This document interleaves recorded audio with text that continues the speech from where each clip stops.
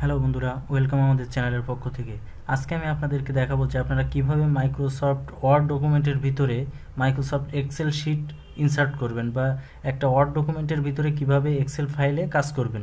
তো সেটা করার জন্য আমি প্রথমে আগে আপনাদের দেখানোর জন্য একটা মাইক্রোসফট ওয়ার্ড ফাইল একটা আমি ওপেন করে নিলাম। দেখেন এটা কিন্তু একটা ওয়ার্ড ফাইল।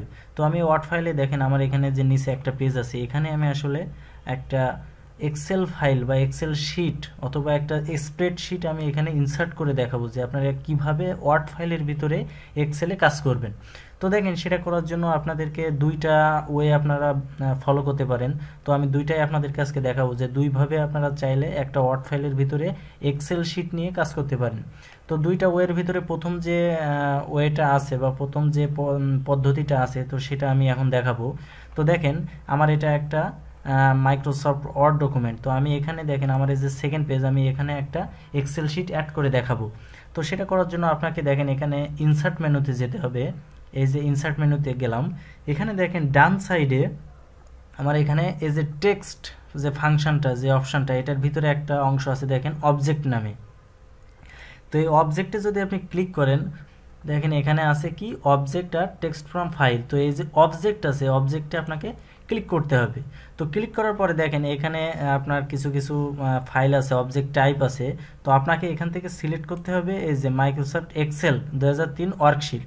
এই যে ওয়ার্কশিটটা আছে এটা আপনাকে সিলেক্ট করতে হবে, করার পরে আপনি এখান থেকে ওকে প্রেস করবেন।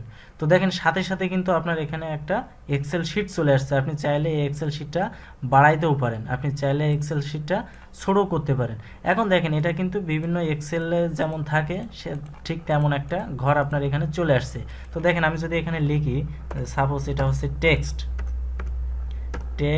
1 আর আমি এটা দিলাম টেক্সট 2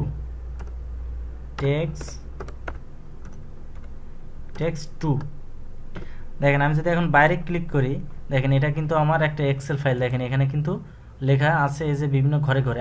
আপনি যদি আবারও লিখতে চান এখানে জাস্ট ডাবল ক্লিক করবেন।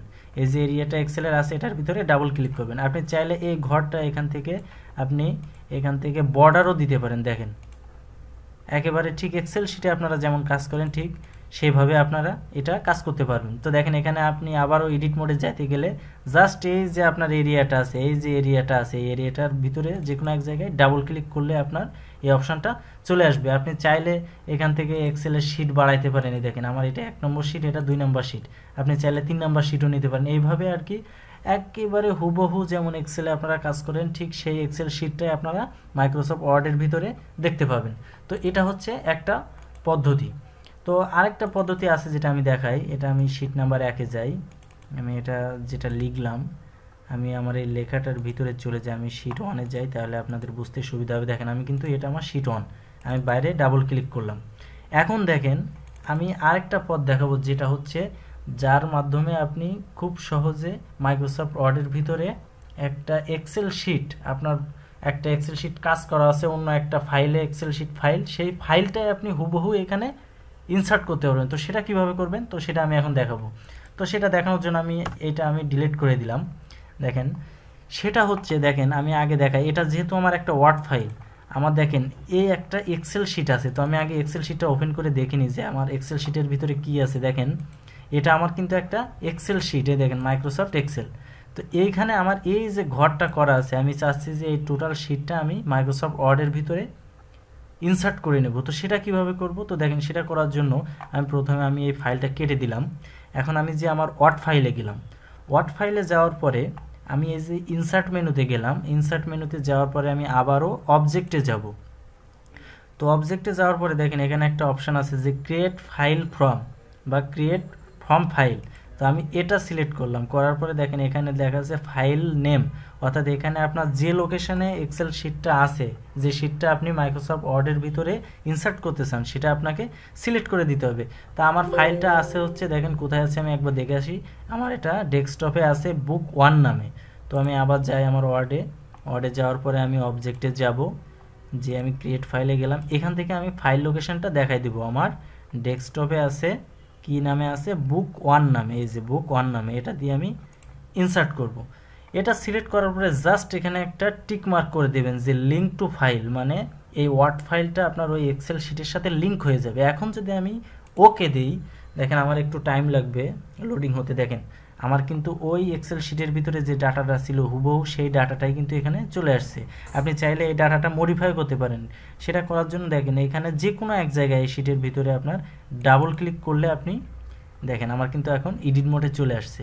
তো আমি যদি এই কালারটা সাপোজ আমি এই কালারটা এখান থেকে চেঞ্জ করে দেব, বা আমি এই কালারটা লাল করে দেব। এখন যদি আমি ওকে দেই, দেখেন কেটে দিলাম। এখন যদি আমি এখান থেকে আবারও পুনরায় যদি আমি ইনসার্ট করি, তো সেক্ষেত্রে আমার দেখেন লাল চলে আসবে। তো আমি এখান থেকে অবজেক্টে গেলাম, ক্রিয়েট ফাইলে গেলাম, ব্রাউজে গেলাম, আমার ফাইল লোকেশন যেখানে আছে আমি জাস্ট এটা দেখাই দিলাম, দিয়ে লিঙ্ক টু ফাইল ওকে দিলাম। দেখেন এখন কিন্তু আমার লাল চলে আসবে। দেখেন আমি যে চেঞ্জ করছিলাম সেই চেঞ্জটা আমার সাথে সাথে এখানে চলে আসছে। তো এভাবে আসলে এই দুইটা পদ্ধতিতে আপনারা চাইলে মাইক্রোসফট ওয়ার্ড ফাইলের ভিতরে এক্সেল শিট নিয়ে কাজ করতে পারেন। তো আপনি চাইলে এই ফাইলটা বড় করতে পারেন, আপনি চাইলে এটা এডিট মোডেও যেতে পারেন, অর্থাৎ বিভিন্নভাবে আপনি এটা মডিফিকেশন করতে পারবেন। তো আশা করি আপনারা বুঝতে পারছেন যে আসলে কিভাবে একটা ওয়ার্ড ফাইলের ভিতরে মাইক্রোসফট এক্সেল নিয়ে কাজ করতে হয়।